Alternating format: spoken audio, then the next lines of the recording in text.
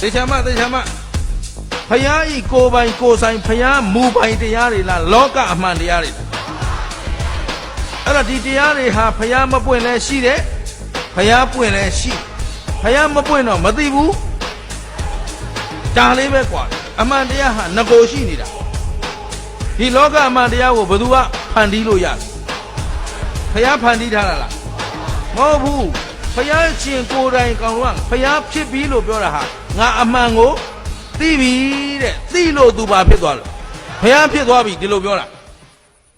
ရှင်းလားဒါဖြင့်လောကအမှန်တရားကြီးကိုဘုရားသခင်ကဖန်ဆင်းခဲ့တာလားဘုရားသခင်တီထွင်သွားတာလားဘုရားရှင်တိုင်းကြီးမူပိုင်လားမဟုတ်ပါဒါဖြင့်လောကအမှန်တရားဆိုတဲ့အတွက်လောကသားအလုံးနဲ့ရှင်းသလားအဓိကကကံ